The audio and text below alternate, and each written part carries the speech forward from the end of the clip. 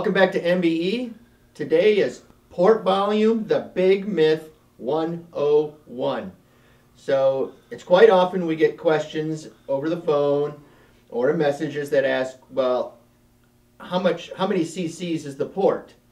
Well, that is the most antiquated way of figuring out what to put on your engine. That is, if you want to do it like you did in 1950, that's probably a good idea. But it's not 1950. Come on, we're better than that now. So what we have here, what we usually do, we got a standard big block Chevy, because that's one of the most commons right here. Had to go down to the barn to find a 24-degree head. As you know, we are anti-24 and 23-degree heads. So what people do is you put a valve in there, you put your grease in here, and then you pour it, and you fill it up 3 or 3.5 times. Okay, and that's your volume. That's how many cc's you have. Okay, so you got a big block Chevy. It's you're at.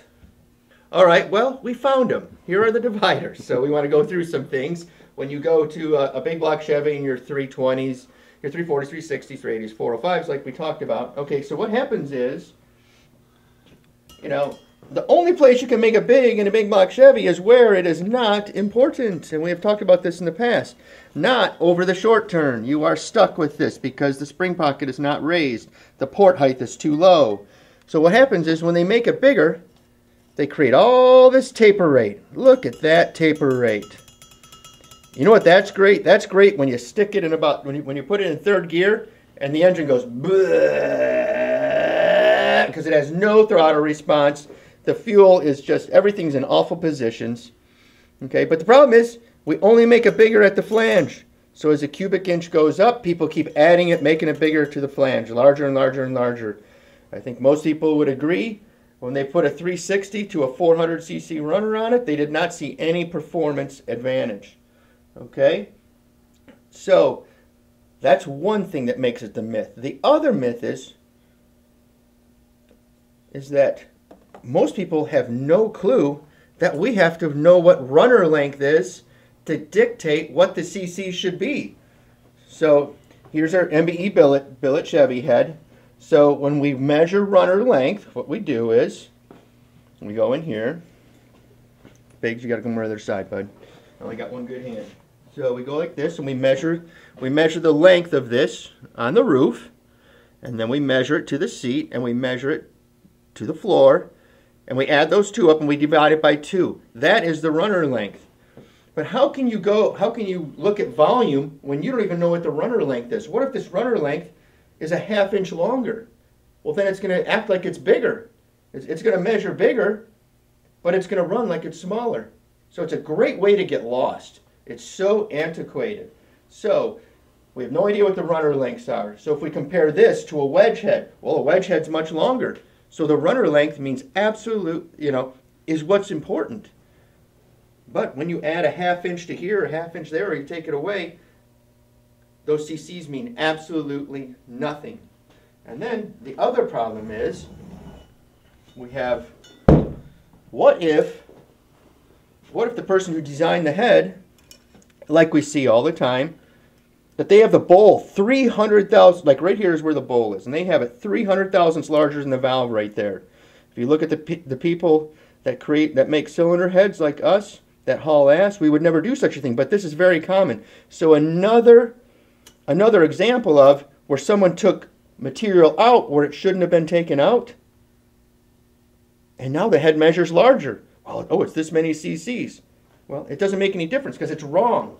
So it's just another example is what if the person takes out material where it doesn't need to be taken out or leaves it in? So please, when purchasing your cylinder heads, do not use the barrette. What we need to do is we need to measure cross-sectional areas. And cross-sectional areas are dictated by cubic inch and RPM.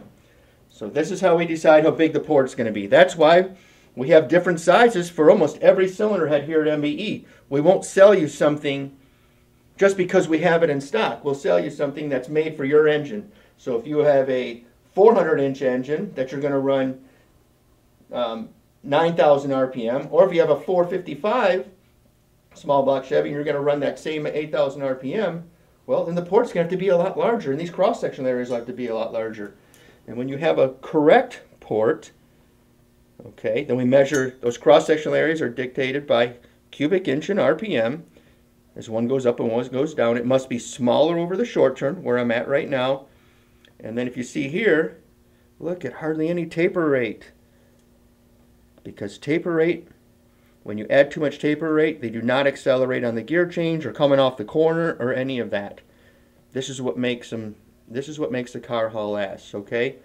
This is where a port like this with not very much taper might make the same power as something with a lot of taper, but the problem is you will have to add a bunch of fuel to it. Let's say as much as 10 pin sizes. We see that a lot.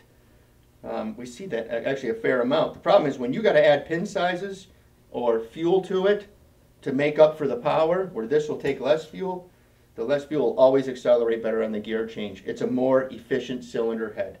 So that's why we look at what the cross-sectional areas are.